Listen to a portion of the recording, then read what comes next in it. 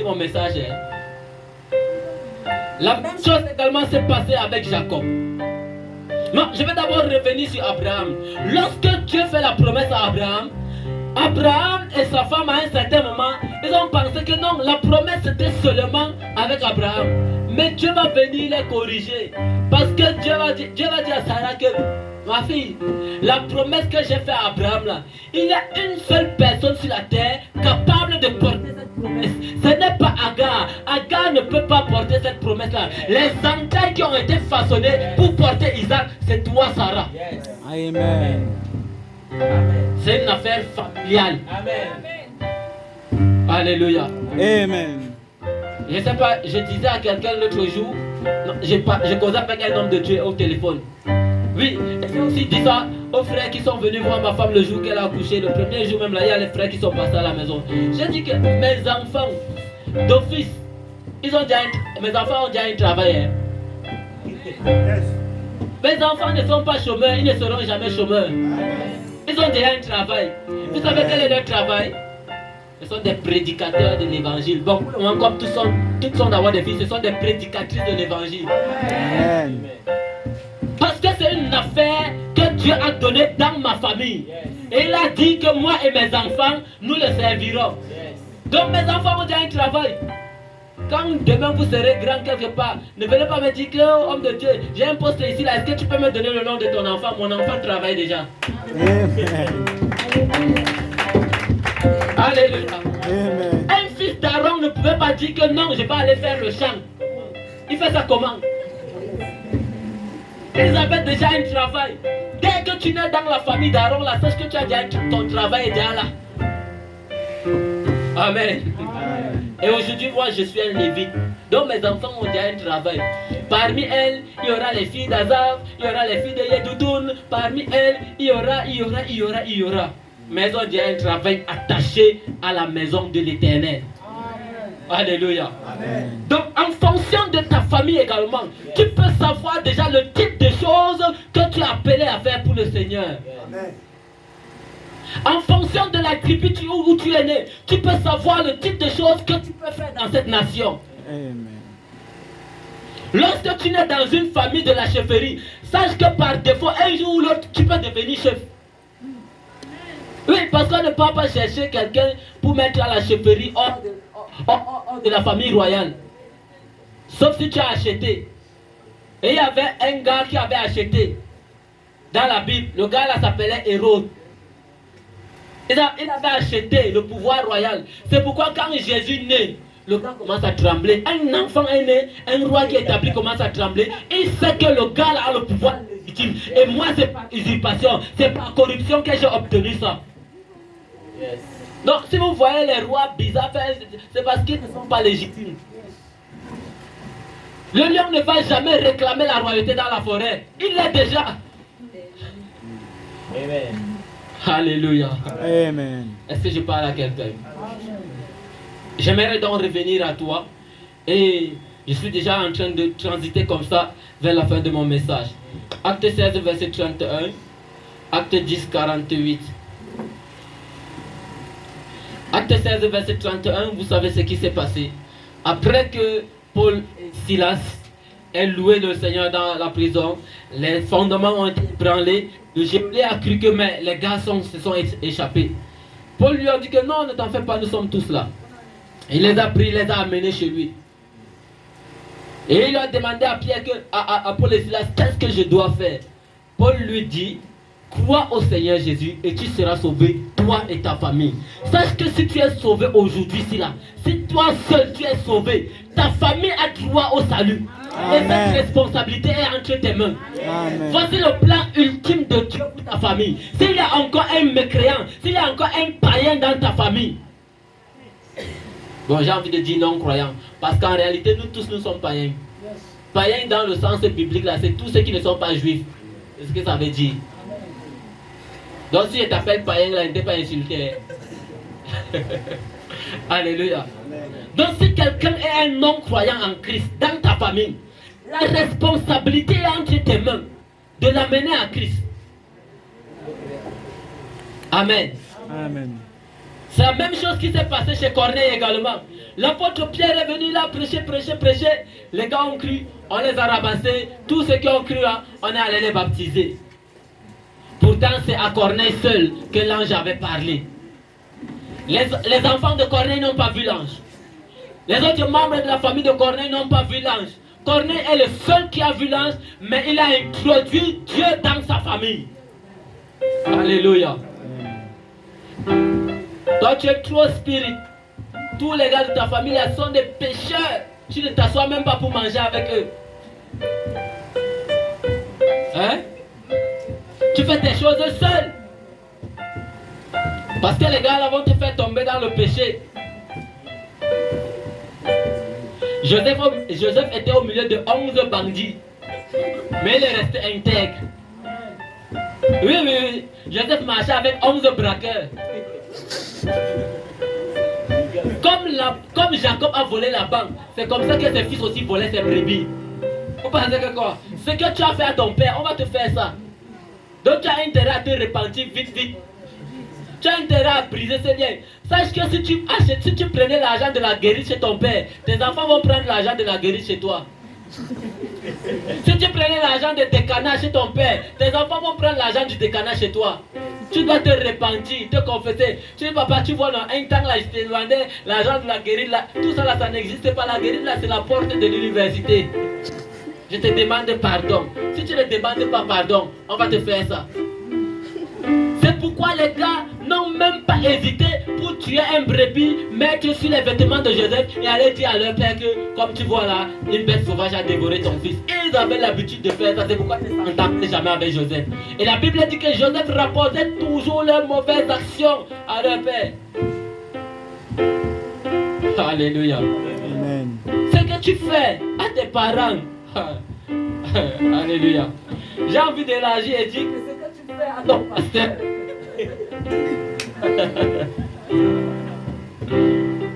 Amen. Est-ce que je parle à quelqu'un ce matin? Tu as une lourde responsabilité en ce qui concerne le salut de ta famille. Même si tu es une femme, tu es seule qui a cru. L'apôtre Paul pouvait dire aux Corinthiens que lorsque tu es marié à un non-croyant et qu'il décide de vivre avec toi, reste avec lui. Pas ta conduite, pas par ta prédication. Non. Parce que les femmes aujourd'hui aiment trop dire que hey, mon mari, comme tu vois là, ce n'est pas écrit comme ça dans la Bible. Hein. C'est que il ne connaît pas ça. C'est ta conduite. C'est ta conduite. Alléluia. Tes frères ne croiront que par ta conduite. Amen. On a déjà commencé à me persécuter. Le plan ultime de Dieu, écrit la phrase là. Pour chaque famille, c'est qu'elle lui appartienne. Voici le plan ultime de Dieu. Dieu fonde la nation d'Israël au travers d'une famille. Dieu sauve les gens, sauve toute la maison de Corneille et même leur entourage au travers d'une famille. Alléluia.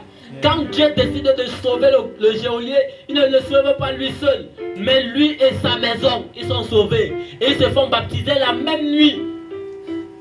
Et il y a les gens qui croient ici, ils font d'abord 5 ans avant de se baptiser. Le gars là, il a accepté Jésus la nuit, on est allé le baptiser la nuit. Amen. Il n'y a pas l'école du baptême dans la Bible. Ça n'existe pas. Dans la Bible là, Jésus a dit, faites de toutes les nations des disciples, baptisez-les avant de les enseigner. C'est ça l'ordre biblique. Ce n'est pas enseigner-les et puis baptiser-les. Et puis réenseigner-les. Donc si tu crois aujourd'hui, tu fais le baptême, va te faire baptiser. N'attends pas l'école du baptême. On ferme la parenthèse. Alléluia.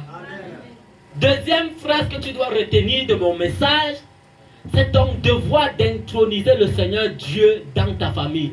Ce n'est pas une autre personne. Ne jette pas ta responsabilité sur une autre personne. Oh, dans cette maison-ci, pourquoi mon père même, il ne fait pas comme le père de tel. Il ne fait jamais les réunions de famille. Il ne fait jamais les méditations familiales. Non, toi-même, c'est toi qui dois commencer. Si c'est toi qui as cru là, c'est ta responsabilité. Alléluia. Amen. Je dis que si c'est toi qui as cru, c'est ta responsabilité. Ce n'est pas le père de Gédéon qui va venir bâtir un hôtel à Dieu dans la maison de son père. C'est Gédéon qui renverse d'abord l'hôtel de Baal et puis il vient bâtir un hôtel dans la maison de son père. Et dès qu'il bâtit l'hôtel à l'Éternel dans la maison de son père est délivré de l'esprit de Baal. Parce qu'on va chercher à lapider Gédéon. Son père lui-même, qui était le prêtre de Baal, va dire que si Baal est un vrai Dieu, laissez que lui-même il se défende contre Gédéon. Or pourtant c'était lui le sacrificateur. Et en tant que sacrificateur, il ne défendait pas auparavant. Mais dès que Gédéon renverse, il y a des choses que quand tu vas renverser dans ta famille, ton père va commencer à dire que mes enfants, venez ici, on prie. Il y a des choses que quand tu vas renverser dans ta famille, tout le monde va commencer à se comporter différemment. C'est entre tes mains, c'est toi qui as la responsabilité. N'attends pas une autre personne, n'attends pas que ce soit le pasteur. Vous savez ce que je fais avec les gens qui viennent me présenter les problèmes familiaux? Yes. Demandez à l'apôtre Donald. Si tu viens me présenter un problème, oh machin, c'est dans ta famille, je prie pour toi pour que le Seigneur t'équipe afin que tu puisses renverser ces hôtels-là. Je ne prie pas pour renverser les hôtels de ta famille.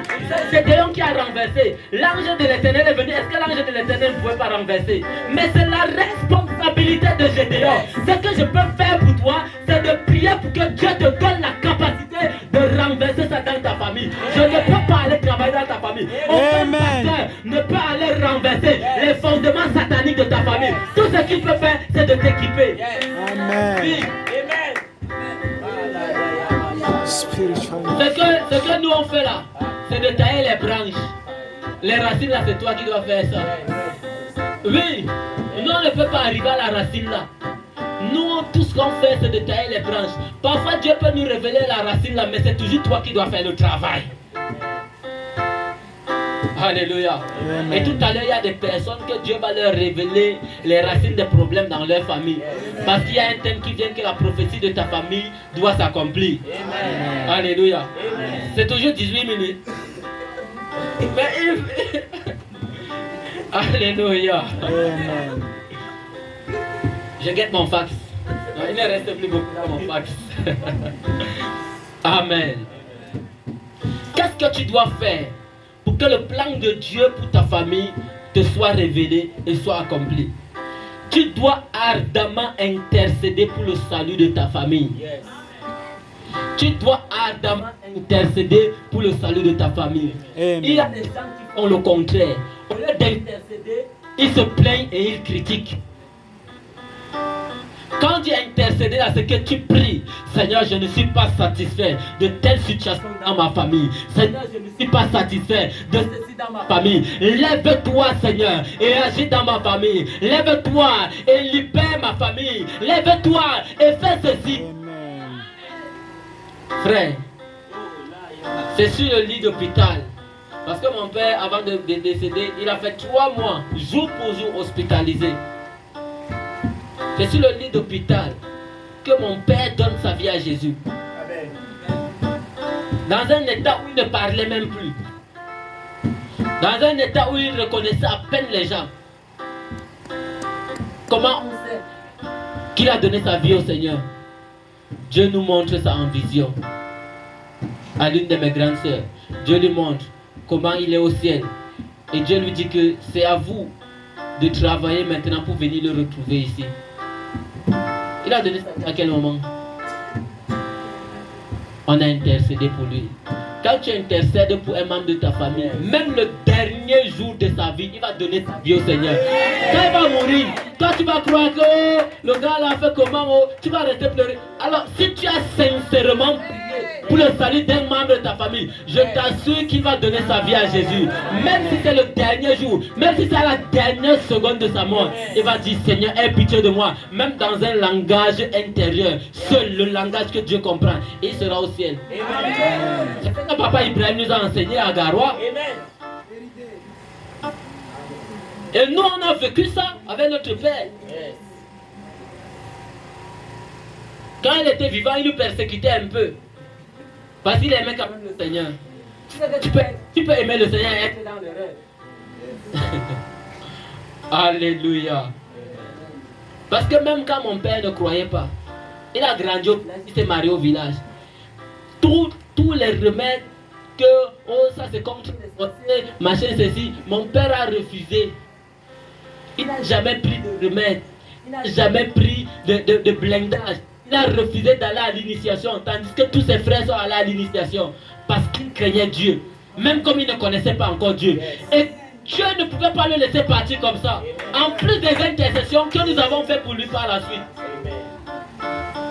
Donc, même si ton père, c'est le cousin de Muammar Kadhafi, il a dit que la dernière bombe de l'OTAN est en train de tomber sur lui comme ça, il va donner sa vie à Jésus. Si tu pries. Amen. Amen. L'autre chose que tu dois faire, c'est que ta vie doit amener les incroyants de ta famille à s'intéresser à ta vie et à ton Dieu. Yes. Je reprends la phrase pour ceux qui sont en train de noter. Ta vie doit amener les incroyants de ta famille à s'intéresser à ta vie et à ton Dieu. Alléluia. Frère, il y a certains comportements que lorsque tu vas adopter, il y a certaines actions que lorsque tu vas poser, ta famille va se rendre compte qu'il y a la main de Dieu dans ta vie. Le gars a fait comment pour s'en sortir? Je vous donne un exemple dans la Bible. L'exemple le plus flagrant, Jésus. La mère de Jésus, avec sa propre bouche, a dit que son fils est devenu fou. Vous n'avez pas lu ça? Allez lire dans Marc, allez lire dans Jean. Pourtant la femme a vu l'ange Gabriel. L'ange Gabriel est venu lui parler. Face à face. C'était pas dans une vision. Elle a eu une parousie, c'est-à-dire une apparition. Comme je vous vois là, c'est comme ça que l'ange Gabriel était avec Marie. C'est la même chose qui s'est passée avec Zacharie. Pas notre Zacharie ici. Lui, quand l'ange lui parle, il croit. L'autre, il n'a pas crié, on a fermé ses oreilles, sa bouche. Il est devenu muet. On a fermé sa bouche, pardon, il est devenu muet.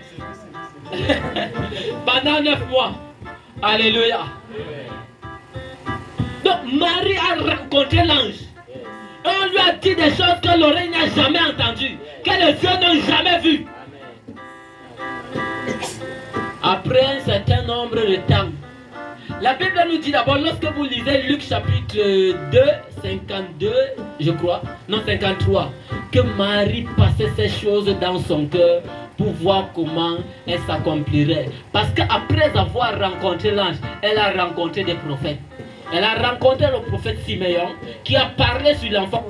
Elle a rencontré la prophétesse Anne qui a dit, Seigneur, maintenant je peux mourir. Qui ont parlé sur Jésus. Donc elle savait que le gars, s'il a voici sa destinée. Mais elle a quand même dit que non. L'enfant s'y est fou. Alors on le ramène à la maison. Elle a ramassé tous ses enfants, des costauds gars. Alors chercher Jésus. Il est devenu fou.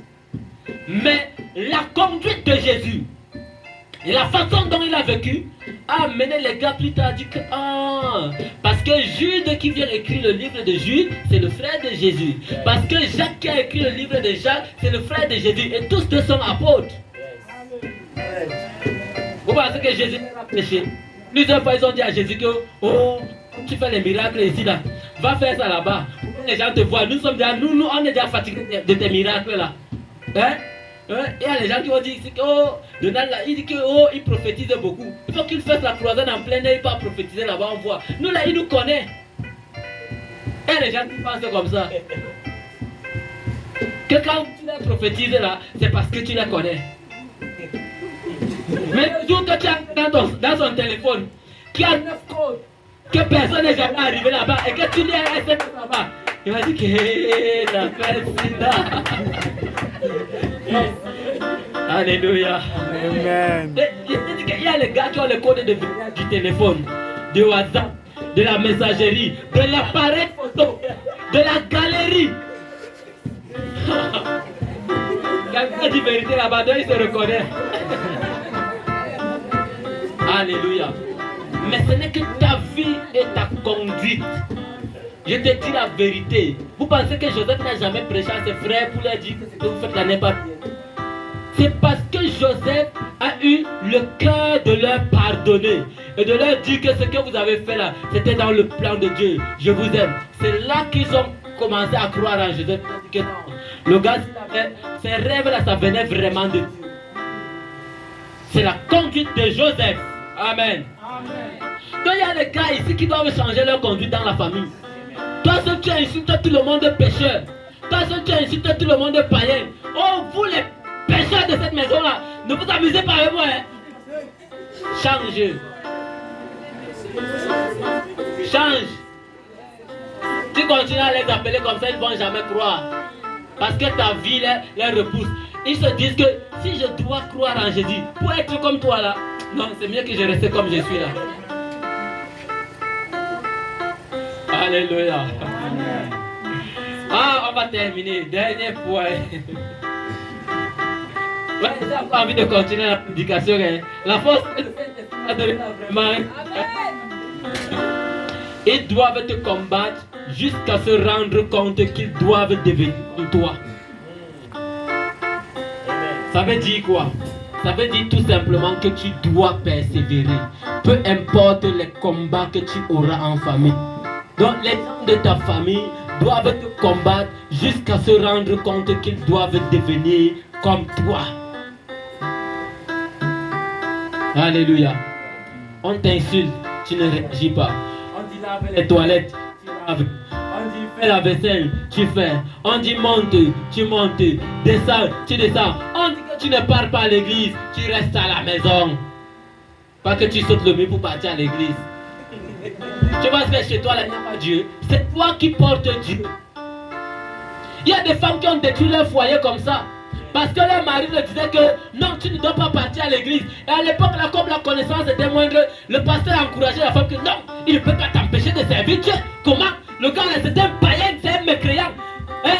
Si tu dois venir, viens à l'église. Même si tu rentres, il te tape. La Bible a dit que si on nous tape à cause de Jésus, on est heureux. Mais la Bible a dit que femmes, soyez soumises.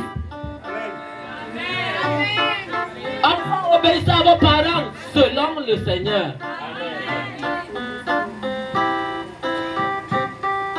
À une époque, on a chassé les disciples, les apôtres de l'église. Hein. On les empêchait d'entrer au temple, d'entrer dans les synagogues.